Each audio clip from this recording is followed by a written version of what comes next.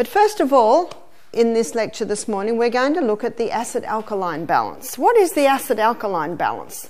The acid-alkaline balance is on the pH scale. What does pH mean? pH means potential hydrogen. Because when you dissolve acid in a solution, it gives off hydrogen ions. So when you test how acid a solution is, you're actually testing how many hydrogen ions are in the solution. So let's have a look at this acid-alkaline scale, because every body fluid has a reading on the pH scale. Up this end is the acid, and the reading is 0. And up the other end we've got alkaline, and the reading is 14. And in the middle we've got neutral. Neutral has a reading of 7. Most water should be neutral, neither acid nor alkaline. Blood has a reading on the pH scale. The reading of blood is between 7.35 and 7.4. All blood is within that scale, because if blood pH goes up to 8, the person will go into a coma and die of alkalosis. If blood pH drops down to 7.22, the person will go into a coma and die of acidosis. So as you can see, there cannot be much variation there.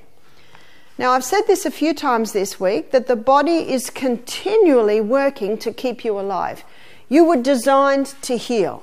We don't have to worry about the pH of our blood, because it is within that scale. There are 2 organs in your body that are constantly working to keep it within that range. One is your lungs.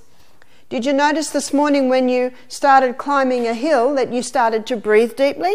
The reason you start to breathe deeply is because your muscles are burning up a lot more oxygen, and they need more oxygen, thus breathing deeply to get more. But one other thing's happening. As the oxygen's being burnt in the little energy cycles in the cell, the gaseous waste is being given off, carbon dioxide, and as carbon dioxide builds up in the blood, it creates an acid condition. So the breathing deeply gets more oxygen to alkalize, more carbon dioxide out to keep that balance. In fact, we don't choose to breathe deeply going up a hill, do we? It just happens whether we like it or not. So your lungs help to keep the acid-alkaline in the blood at the right level. The other organ is your kidneys. And your kidneys balance the acid-alkaline in your blood in quite a fascinating way. Let me show you. This is the little Bowman's capsule. We drew it the other day, the little filtering unit. And there are 1 million in each kidney. These are the tubules where the waste is taken away. There's the filtering units. So the blood goes in. The blood weaves around the filtering units and comes out, and it weaves around the tubules. 1,800 litres of filtrate is filtered out of that little Bowman's capsule in a 24-hour period. That's out of your 2 million little filtering units. 1,600 is reabsorbed approximately, because approximately 1.5 litres is urinated out. So it's in this reabsorption section of the kidney where the tubules weave around is where the pH is balanced. If the pH of the blood is getting too acid, it is here that extra acid is dropped into the tubules to be urinated out. But if the pH of the blood is going too alkaline, then the blood will pull extra acid out of the tubules and back into the blood. And in that way, the kidneys are constantly monitoring the pH of the blood. So you don't have to worry about the pH of your blood. It is in this reabsorption section where pH is balanced. It's in the reabsorption section of the kidneys that blood pressure is balanced, that water and salt is balanced in the body. So the kidneys are an amazing organ. They're not only filtering the blood, but they have a lot to do with what's called homeostasis, or keeping the precision balance in the body fluids. So we don't have to worry, as I mentioned previously, about the pH of our blood, because these 2 organs are constantly balancing the pH of the blood. The pH of the blood cannot change, as you can see, but the pH of the cell can change. The pH of the cell should be approximately 6.5. That's very slightly acid. Why is that? The most acidic substance you can get is sulfuric acid. On the scale of speed, sulfuric acid travels at the speed of light. The most alkaline mineral that you can get is calcium. And on the scale of speed, calcium does not even move. The hydroponic gardener, he's constantly testing the pH of the water that his plants grow in. Because if the pH of the water goes too acid, the roots burn. If the pH of the water goes too alkaline, then the farmer doesn't get the speed of uptake of minerals out of the water and into the plant. You see, it's dependent on speed. The gardener's always testing his soil, and he aims for a pH of 6.4. We looked on Monday. We come from dust, we go back to dust. We're dust. It's interesting that the pH of the cell and the soil are very similar. Slightly acid, so you get the speed of uptake of the minerals. Here is the cell. Sorry, here's the cell. And this is the little energy cycle in the cell. And the glucose goes in, and there are 1, 2, 3, 4, 5, 6, 7, 8, 9, 10, approximately chemical reactions before the energy comes out. If the pH of the cell goes too acid, those chemical reactions are too fast.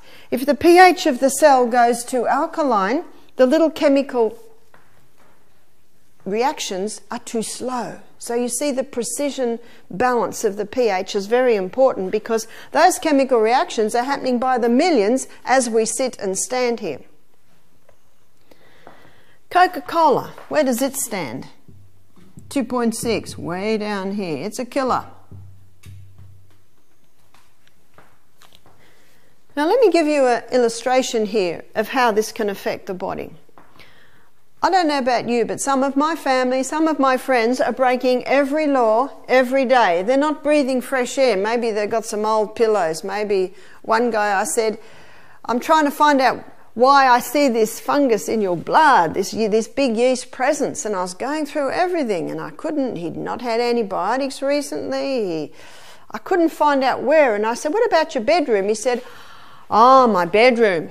He said, often there's black mould on the ceiling. Oh, what's this man breathing in all night? He's not getting any pure air in that bedroom. Be very careful you don't have a lot of mulch breaking down outside your bedroom window, because that breakdown can cause it to come in the window where you're breathing all night. So pure air. If someone's not getting pure air, it can create an acid condition. Sunshine. A lot of people aren't getting enough sunshine. Not many people today are getting too much. Temperance, all the no list bring about an acid condition, as we'll see in a minute. Too much sleep, not enough sleep, create an acid condition. Aerobic exercise 4 hours a day, that would create a lot of lactic acid, creating an acid condition. But most people don't exercise enough, and so lactic acid's building up, creating an acid condition. This is a lovely illustration. I had a guest here. She was 14, beautiful artist, and she drew my pictures. She drew a nice illustration of your very alkaline forming foods, and we're going to have a look at that in a minute. Acid forming foods create an acid condition. Water alkalizes. I haven't met anyone that drinks too much water. Yet to meet that person. Dr. Christopher in America, he said, here's a sign to see if you're drinking too much water. You put your head on the side, and if the water comes out your ears, in other words, it's virtually impossible to drink too much water. There is a story of a girl who was in the newspaper that died from drinking too much water. She was actually doing an experiment with some others. They were going to see how much they could drink without urinating. She got up to 35 litres. So don't drink 35 litres of water without urinating, okay? In other words, it has to be extreme. Water alkalizes. Stress, worry, anxiety, tension, distress. Patrick mentioned the other day, difference between stress and distress. Absolutely. I said to a guy one day, do you have much stress in your life? He said, yeah, and I love it. Work really well with it. And I thought, I must define this a little bit better. He got to the point where he got all his staff. He said, if you guys can finish this by lunch, you're home. And he said half a day his staff are doing more than they used to do in a full day. A little bit of stress on them to get it done. There's nothing wrong with stress. It's right. It is distress. Creates an acid condition. Some of my family and friends are breaking every law every day. Lungs and kidneys are battling to try and keep the pH of the blood going well, as it should be. And then, oh no, can of Coke goes in. Or a cup of coffee with 3 teaspoons of sugar, fairly equal. Lungs and kidneys were already being challenged. The scales are tipped. Blood pH starts to drop, 7.35, 7.34. Alarm bells go off. The last resort buffer system is called on. Calcium phosphate is pulled out of the bones into the blood in a form it should not really be in the blood, but it's a crisis. We're trying to save the life. Blood pH immediately starts to balance, 7.34, 7.35. We're safe, but at a cost. We now have this calcium phosphate floating through the blood in a crystal form. What's the body going to do with it? It'll settle on the bone as bone spurs. If you say to the doctor, what's this bone spur? Where's it from? He'll say it's a calcium deposit, which is right. What's the next question?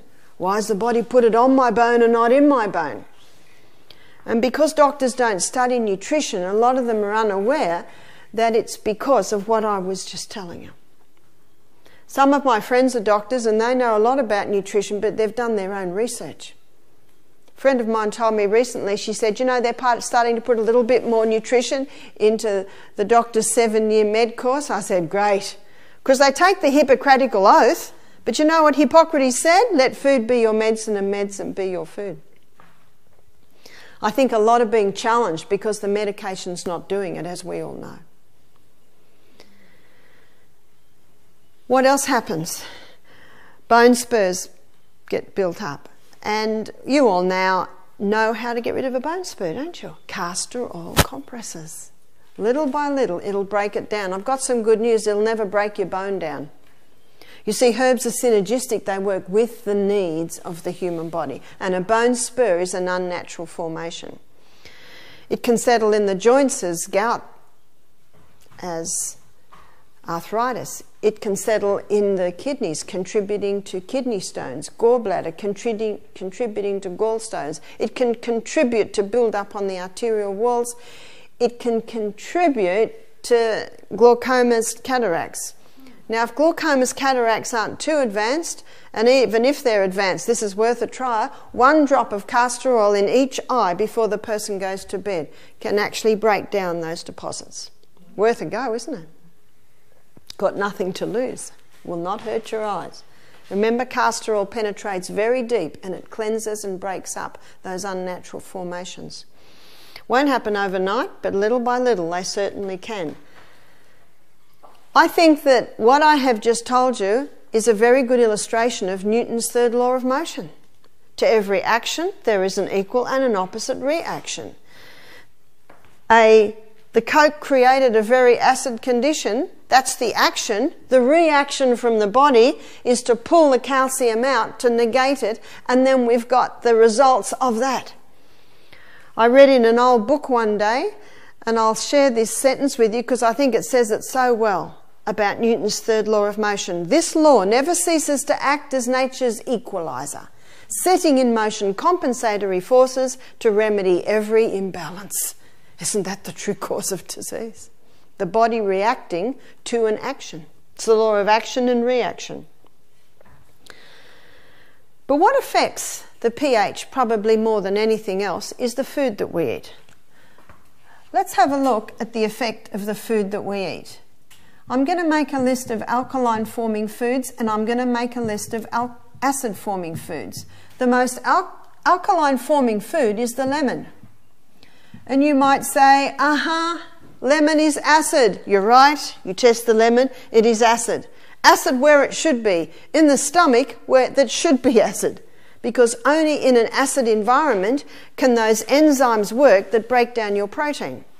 But when the lemon is split into singular structures absorbed into your little villi, gets into your blood, goes to the liver, and the liver sends that glucose from the lemon to the fuel to be burnt as fuel. Let's follow that little molecule of glucose way down into the energy cycle in the cell where it is burnt. All matter, when it is burnt, leaves an ash. And the food we eat, when it is burnt, inside every cell in the body is no exception. The lemon leaves an alkaline ash. The food that I will write here will leave an acid ash. How so? It's to do with the mineral content of the food. So lemon is high in your alkaline minerals, which are calcium, magnesium, sodium and potassium. So these foods, especially the ones that I'm writing first, I'm writing the most alkaline down to average alkaline, are very high in your alkaline forming minerals. The second is the dark green leafy vegetables. Dark green leafy vegetables are the highest form of the magnesium. When you see dark green veggies, you know what you immediately think in your mind? There's my magnesium. There's my magnesium. When I did my nutrition course, I was astonished at the amount of minerals that you'll find in your dark green leafy vegetables. Remember that vegetables are high in fibre, high in minerals, low in sugars. Your fruit is high in fibre, high in sugars, low in minerals. And that's why when you broke your fast yesterday, you broke your fast on a vegetable meal, because we needed to bring in the real alkalines for the first meal. Dark green leafy vegetables. Aussies are getting better, aren't they? About 15 years ago, when I was a single mother, I was growing a big crop of cos lettuce. I didn't realise it was going to get so big, but we're in this little original homestead on a big property, and there was cow manure everywhere. So I used to pay my children, I don't know, $2 a big load of cow manure, and I had heaps. So I dig a hole in the garden, put the cow manure in, dig the next hole and put it on top of that, and then I'd put a little cos lettuce seedling in. Well, the cos lettuce got very big, they were about this round, and when I pulled them out of the ground, their root system had totally encased this lump of cow manure. Now these were great cows, they weren't fed any rubbish, and this is one of the problems with some manures today, is what the chooks are being fed or the cows are being fed. So I went to the local fruit and veggie shop, I knew him, and I said, Andrew, I've got all these cos lettuce, you know, I'll just give them to you, you know, I just don't want to see them wasted. He said, thanks a lot, I'll try, but he said, I don't think anyone will buy them. He put them out the front of the shop at something like 80 cents a lettuce. People would walk past them, buy their cos lettuce, where the lettuce leaves were looking a little sad and they just wanted their white little centres. Jamie Oliver's done a lot for Australian cooking, hasn't he? Because Aussies will buy cos lettuces today. And I love the cos because nearly every leaf has that dark green. And that's what you're looking for. How many Aussies throw away the good bits and eat that white heart? I don't think so much now. At least Aussies are eating cos lettuce and even salad mix. But buy your organic salad mix, because you know the salad mix that's not organic, they do soak it in some chemicals. It's a bit scary, isn't it? So your dark green leafy vegetables. Every day we should eat some form of dark green leafy vegetable. If you don't, you'll have to take a couple of doses of green barley. One man came here and he was about 65 and he would not eat lettuce. And he heard this lecture, and on Thursday lunch he started with lettuce. Because I think you'll agree with me, we serve beautiful dressings. Yeah? And if someone thinks the salad is too bland, put the dressing on. You can get beautiful dressings. My daughter works in an Italian restaurant, and when she was working in the little cafe part a few years ago, she said her boss's mother-in-law would bring in buckets of green leafy every morning. Wonderful way to increase your green leafy: Italian parsley, curly leaf parsley, oregano, basil. It's autumn now, and it felt like autumn this morning, didn't it? We're early March now. This is the time to put your rocket and your coriander seedlings in. They're your winter greens. Don't put your basil in now, the frost will kill it. We're still eating basil. We've got a beautiful basil plant that we've been using to make the pestos that we had yesterday. What a nice way to eat dark green leafy vegetables as pesto, eh? And one day we didn't have any of the herbs, and I was in the shop and I bought what I thought was coriander, and it was Italian parsley. Well, we just made the pesto on that. Put a little bit of dried basil in, and that was just as nice. I haven't met anyone who doesn't like the pesto. And you see, yesterday we served pesto with the cannellini beans. That makes a yummy packed lunch. And there's boosting your protein levels by putting it with the beans. All vegetables have an alkaline effect. For some people, though, there is an exception. And this is the nightshade group of vegetables. So we'll put them under the question mark. For some people, the nightshade group of vegetables have an acid effect. So that's your tomatoes, that's your capsicum, eggplant, and the fourth vegetable in this family is potato. And I'm not referring to the sweet potato, which actually is not a potato, it's a yam. I'm referring to what the Fijians call the white man's potato or the Irish potato. All of these vegetables are part of the nightshade family. And it appears that if someone has an inflammatory condition in their body and they eat the nightshades, it increases the inflammation. Dr. Norman Chilvers, he wrote a book called The Chilvers Diet, and the whole book's basically on the nightshades. And he shows how eliminating the nightshades when someone has, say, arthritis, can help to heal from arthritis. We had a couple come here a few weeks ago, it was probably a couple of months ago now, and they were from Adelaide. And they were in their late 60s, they both had arthritis, both aches and pains were coming, they booked themselves into aged care. And a friend gave them my DVDs, and they heard about the nightshades, the lifestyle, so they thought, what have we got to lose? The lady stopped the nightshades, they started exercising, drinking more water, having a light evening meal, stopped the coffees and the teas, both lost 10 kilos. The lady said all her arthritic pains went and the joints started to go down. They got a new lease on life. They said, what are we doing in this old folks' home? So they got in their car and decided to have a bit of a holiday. And halfway around their holiday, they stopped in here and did a week here. And this lady, you could not take the smile off her face. She said, I'm so excited. I thought my life was going into the latter, slower years of life. She said, I feel better now than I even felt in my 50s. You see, there is a formula, and if you abide by the formula, you will get the results.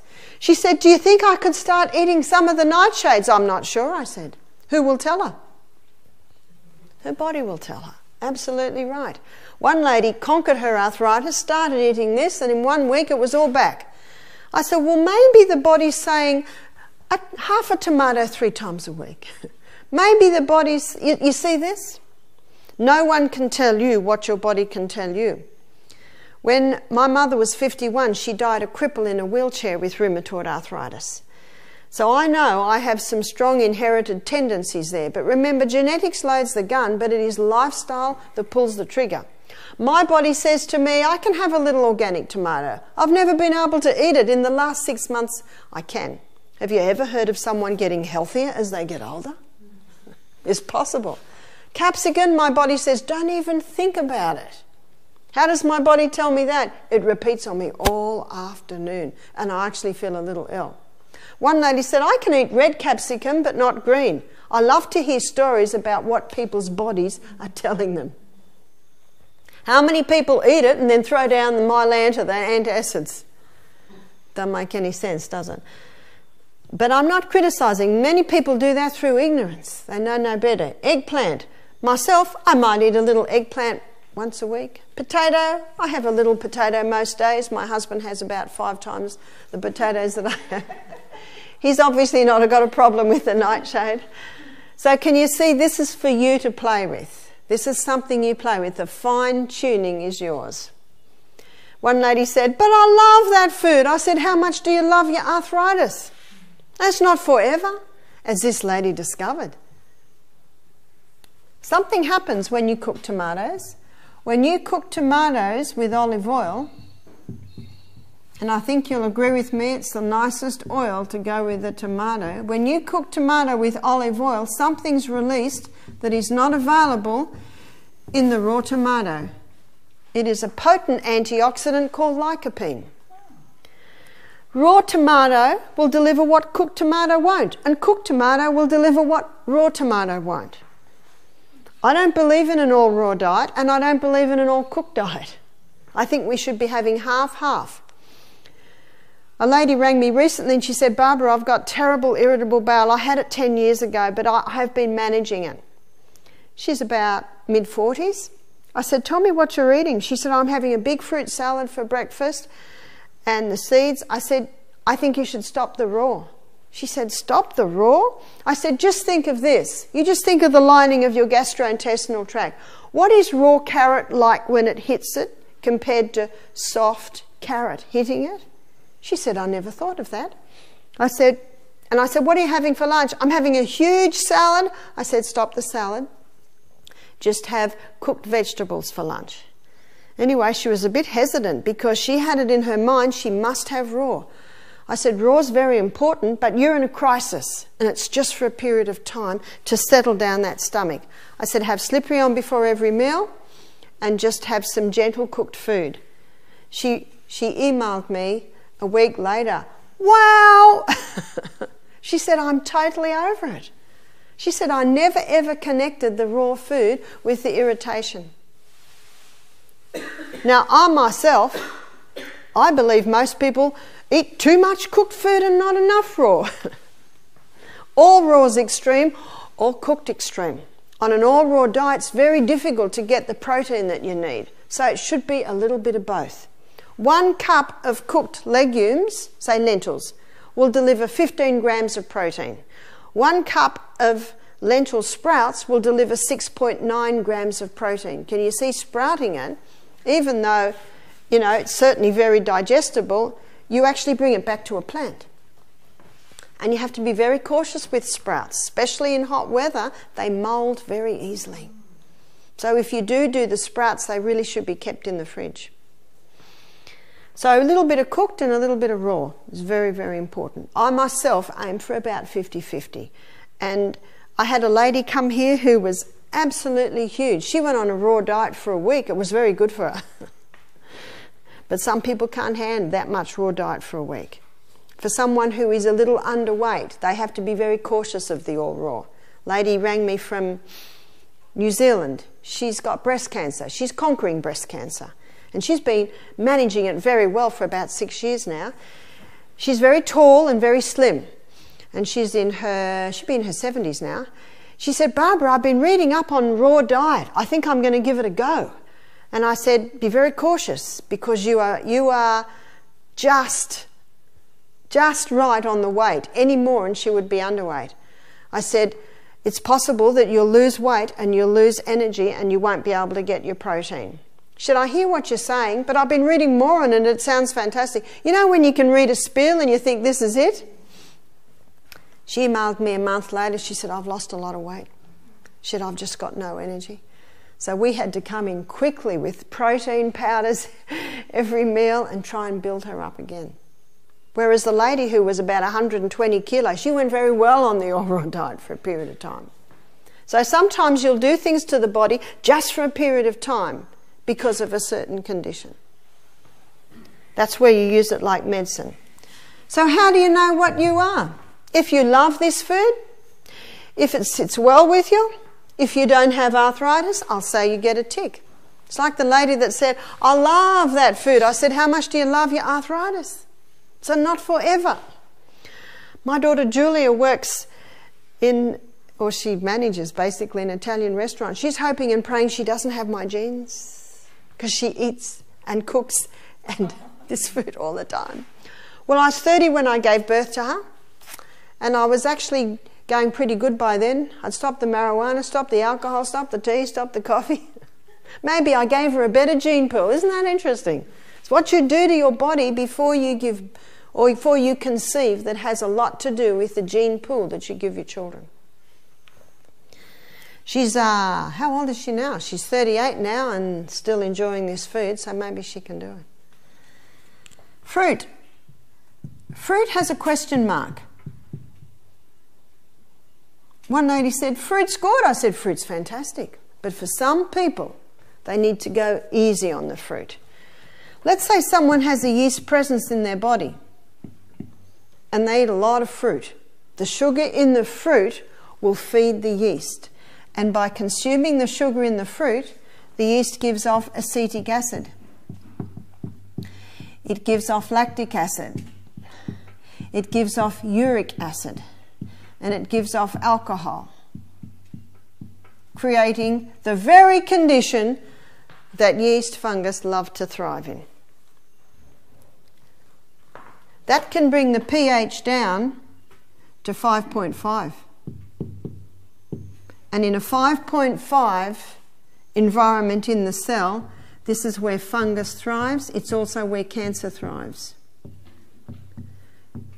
This scale is logarithmic, so the drop of 1 point has quite a dramatic effect in the body. The drop of 1 point means 60% less oxygen available for the cell. Woo! Remember, cancer cannot thrive. Cancer cannot live in the presence of oxygen. Can you see the ramifications of the cell pH? How important it is. It's the precision balance that your body runs at. And your body's constantly trying to get your cell pH at 6.5. And as we go through this, you will see how you can do it. So if someone has a yeast presence in the body, I would say reduce the fruit right down. Maybe even just to Granny Smith apples and grapefruit. I think everyone should go on an antifungal diet in winter, because that's when the Granny Smith apples and the grapefruit are at their best. Would do everyone well to have a midwinter yeast cleanse in their body. Almonds. Almonds are called the king of all nuts, and they deserve the title because they are the most alkaline nut. They are the nut that is the highest in protein. 26 grams of protein to a cup of almonds. I don't suggest you eat a cup of almonds. I was at a conference one day. It was an advanced medical symposium, about 150 dentists, doctors, nutritionists, and I was sitting next to a nutritionist, and she just had lunch and she's eating this meat and she's trying to get it in, and I said, not enjoying it? She said, I hate it, but I have to eat it to get my protein. I said, really? Have you tried vegetarian? She said, I did. I was eating a cup of almonds a day and I got an allergy to them. I said, what about the legumes? So in this advanced medical symposium, I'm writing down a program for this nutritionist of how she could do it on a vegetarian diet. So almonds are great, but don't overdo them. They are also very high in calcium. They're also very high in iron. On my website, barbhealth.com.au, you can download an article called What Shall I Feed My Baby? And in that article, it talks about 4 different milks you can give the baby if the baby can't take the breast milk. And one of them is almond milk. And I met a lady one day who gave her baby almond milk. The other nut is Brazil. Brazil nuts are grown in Brazil, and they're not sprayed in Brazil. When they come into Australia, they are sprayed, but I was reading an article by a man who loved his Brazils. He said the good news is it's just a surface spray to kill off any bug that's on the nut, and it dissipates. So Brazil nuts are fairly safe. How important are Brazil nuts? Brazil nuts are very high, in fact about 10 times higher than any other food, in selenium. Selenium is a very important mineral in the body, and mercury has an affinity for selenium. So when people have mercury fillings in their mouth, they're usually low in selenium. Selenium is used by the thyroid gland to convert iodine into thyroxine. So very important to have Brazil nuts every day. Only 5 Brazil nuts a day will give you all the selenium that you need for that day. So you can have someone who's suffering from thyroid problems because they're low in selenium because of the mercury fillings in their mouth, or because they're eating tuna and salad every day because they've been told that that's a very healthy lunch. These are two nuts that I eat every single day. They're the two Brazil nuts. Sorry, they're the two alkaline nuts. Soy. Soy is an alkaline legume. Lentils. Did you enjoy the red lentils this morning? They're delicious, aren't they? I could give them to my husband every morning. He loves red lentils and avocado on sourdough toast. His favourite breakfast. I myself like a little variety, so maybe I cook them for him 3 mornings a week. And they're very quick. They cook in about 10 minutes.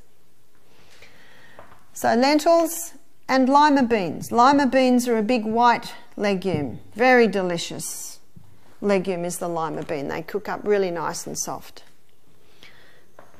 What about grains? Millet. You tasted millet for breakfast. It's a delicious grain, isn't it? I think it's one of my favourites. It's a light, sweet grain. Millet is a little different to other grains. Instead of 2 cups of water to 1 cup of grain, you've got to do 3 cups of water to 1 cup of grain when you cook the millet. And always buy hulled millet. If you buy millet with its hull on, you can cook it for 2 weeks and it'll still be crunchy. Some people don't mind it, but if someone's got some colon problems, it might irritate a little. Quinoa. This is a grain Aussies are just beginning to become familiar with. It's spelt quinoa, but it's pronounced quinoa. The Aztecs love their quinoa. Aussies are starting to get familiar with it because it's a gluten-free grain. So is millet. Buckwheat. It's interesting that your alkaline grains are all your gluten-free grains. The Russians and the Polish love their buckwheat. A lot of Aussies don't because it's a little bit strong, but a very nice way to get used to buckwheat is to buy buckwheat pancake mix from your health food shop. Makes a nice pancake. Spelt. One lady said to me, "How do you spell spelt?" That's how you spell spelt. Some say spelt is what wheat used to be. I don't know. I cannot confirm that. I was talking to a Polish lady one day. She said, "Oh, we've been eating spelt for centuries." Spelt is very similar to wheat. Spelt does have gluten, but it is a less complex protein structure. Let me show you. This is the protein structure of wheat. Very complex protein structure. This is so there's wheat. You see the gluten part of the wheat is the protein part of the wheat. This is the gluten or the protein part of spelt. It is less complex. It's quite simple.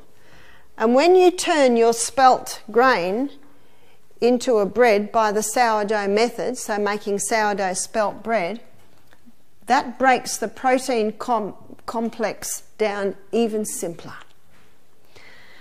People with celiac often cannot handle spelt or even spelt sourdough bread, but people who are gluten sensitive or gluten intolerant, they can handle the spelt.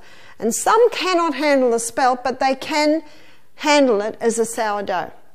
And that's why, because a sourdough bread contains microorganisms, wild yeasts and Lactobacillus acidophilus. It's the wild yeast that breaks down the protein structure in the grain, and it is the Lactobacillus that consumes the waste from the breakdown from the yeast. So when you eat sourdough bread, you're actually eating pre-digested grain. It's a lot easier for the stomach to break down. Why are so many people gluten intolerant? I would say 75 to 80% of guests that come here are either sensitive to gluten, gluten intolerant, or the severe sign is celiac. Why is that? There are 4 reasons. One is babies are being fed starch too young. Strange things are happening today. People are feeding babies food and human beings, adults, are drinking milk. Isn't that strange? We don't think it is because we're so used to it. It's only the last 100 years that babies are being fed food. Now, when I was a young mother, I didn't like the way mothering happened. I didn't like that you had to buy all these contraptions and all these special foods and formulas. So I decided that I would make island women and African women in villages my mentors. And I was going to mother like they did. I slept with my babies, I breastfed my babies, I carried my babies in slings until they could walk, and I didn't feed them. And I didn't feed them because they didn't have teeth, because that defied reason to me. I thought babies should not eat until they can sit, till they can get the food, until they have something in their mouth to chew it. Does that make sense? You know, there's been a death, no one attended the funeral because no one knew he'd died. It was the death of common sense. Isn't that right? We may not be doctors, but we have common sense. So that's what I did. My babies had lots of wet nappies, they were happy, they were well padded. I thought, they are not giving me any sign that they need any more. Some people want their babies to sleep through the night. Well, my baby slept through the night from about 2.5 years. And I just slept with them. And if they woke, I just stuck them on.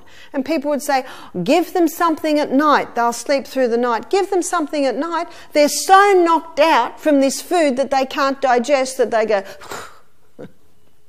Bit scary, isn't it? The fact is that the first teeth are the 4 up the top and the 4 down the bottom. They're tearing teeth. And they come when a baby's between 7, 9, 10 months of age. The next teeth are the molars. The molars come through here and they appear between 14, maybe 20 months of age. Now those molars are grinders. And what do you grind? You grind the grain. So babies should not be having any grain till those molars are there. And science shows us that when those molars appear, something is started to be released in the mouth called ptyalin. Ptyalin is not released in the mouth until the molars are fully through. And it is ptyalin that breaks down starch. So when babies are given starch before their molars are there, they cannot break the starch down. I first heard about this when my daughter Emma was in hospital with whooping cough. She was admitted for 6 weeks whooping cough when she was only about 6 weeks of age. And I got to know this male nurse. By the way, my daughter was the worst case they'd ever seen. She got to spasming without coughing. She was preemie, so she was this tiny little thing. When she finally was dismissed from hospital, discharged, she was 4 months old and she was 7 pounds. They didn't expect her to live. And she was under immunisation age. So when my next child was born, I immunised him at 2.5 months, and then he got a terrible reaction. So one of my children got whooping cough, the other one got the reaction. What I know now, I don't advise immunisation at all, because if the body's designed to heal itself, it doesn't need that. But in hospital, my baby got so sick, one day one of the male nurses came through and he saw her arm waving. And this surprised him because Emma just lay there. The only time she moved is if she was coughing. And he went up to her and she's bright blue and she's just spasming. And he immediately pushed the buzzer and gave her mouth to mouth, and it saved her life. Now, I got to know this male nurse quite well, and he was in charge of the malabsorption syndrome ward in Camperdown Children's Hospital. He said that ward is full of babies who are fed starch before they've even got teeth. Starch before they've got the molars with the ptyalin. And he was very strong on it. Now, Emma's 35. This is 35 years ago. So I got that message very young. He said babies should not have starch till those molars are there. Now you read most baby feeding brochures. Who wrote them? Turn it over. Heinz Baby Food. What are they going to tell you? And then there was a message came out, breast milk doesn't have enough iron in it after 6 months of age. Only the first 6 months does breast milk have enough iron in it. So you've got to feed the baby food after 6 months of age.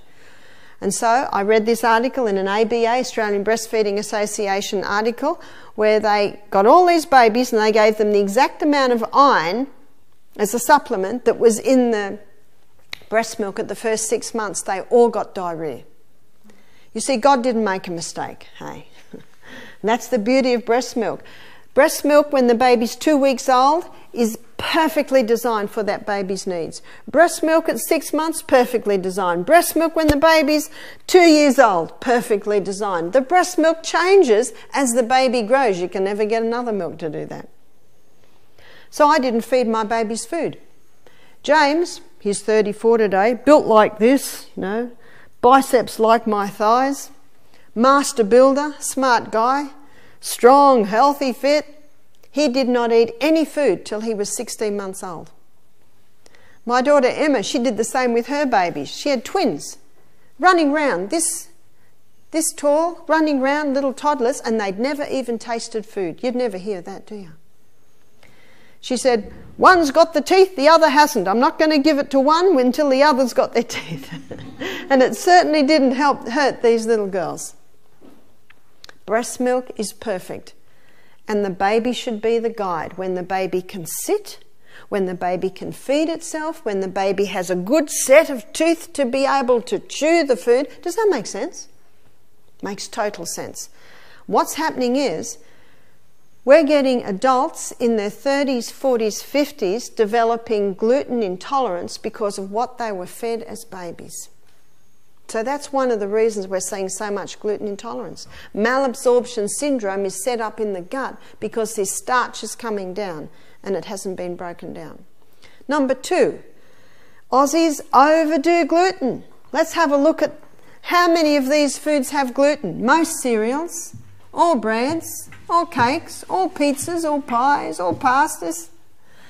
The majority of the food that Aussies eat is gluten.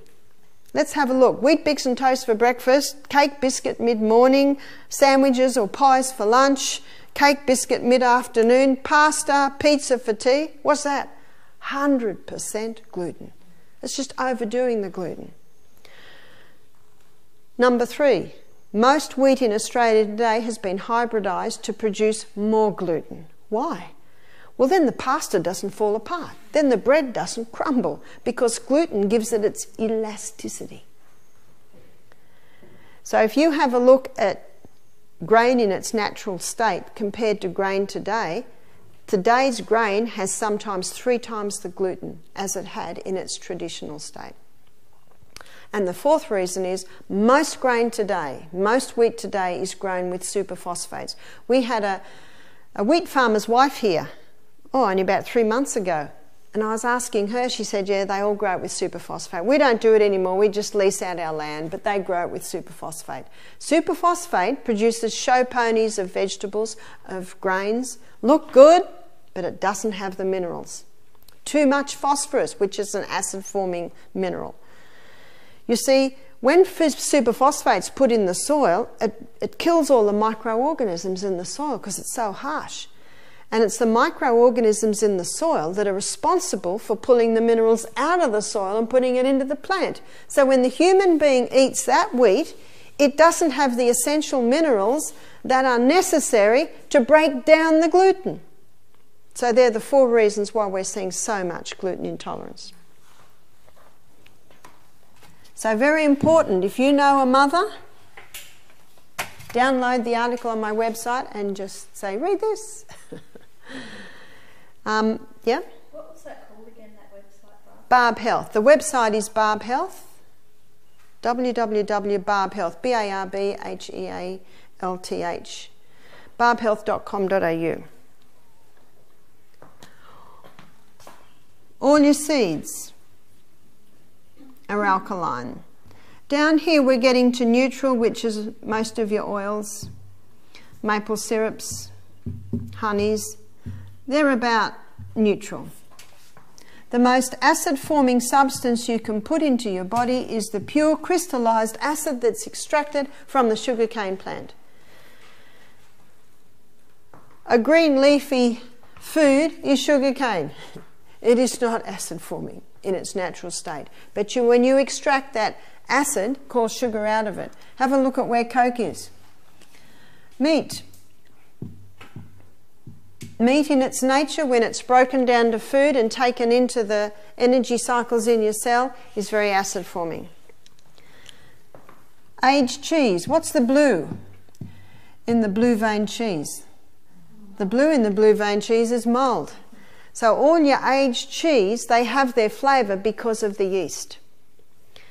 Let me put a distinction here between aged cheeses and fresh cheeses. Fresh cheeses are a pH of approximately 7. So there's your feta. And you can get some very nice goat fetas now. When I went down to Tassie to visit my daughter, she gets this goat feta in a little glass jar with oil and herbs, and it's very nice.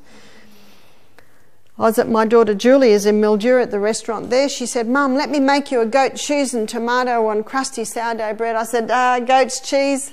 She said, "This one's nice." She said, "The goat farmers have discovered that Aussies don't like cheese that tastes like old billy goats." So you can get some nice mild ones now. And I think you were telling me, Belinda, about a sheep's cheese. Yeah, you can get some nice sheep's cheeses too. So your feta, your ricottas, your cottage, they are all fresh cheeses, so they don't have the yeast component, so they are in a pH of 7. The biggest concern, of course, about these cheeses is the cows that they come from. But if your family wants to eat cheese, put some feta in the cheese drawer and not your aged cheese. And this week we're showing you how you can make some quite nice cheese alternatives with nuts and seeds. On Saturday we have lasagna for lunch, and there's a beautiful cheese type topping, but it's actually made out of nuts and seeds and garlic and different things, and when it cooks it sets. And caffeine. Oh, by the way, before we move on from cheese, my daughter was in Italy, travelling in Italy, and she said, "Mum, they don't put cheese on pizza in Italy. Most pizzas are really thin and crusty with lots of onion, fresh tomato, fresh herbs, olives.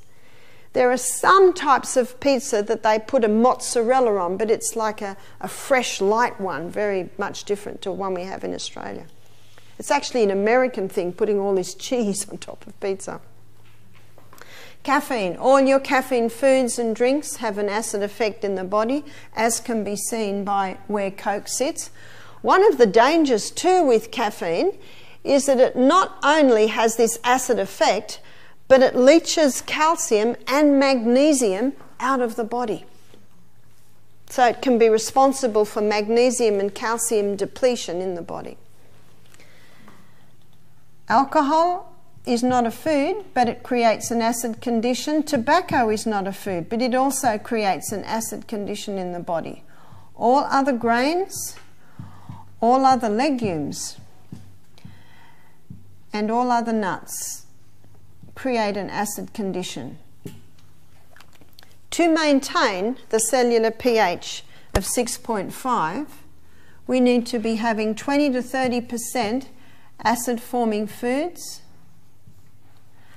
and 70 to 80% alkaline-forming foods.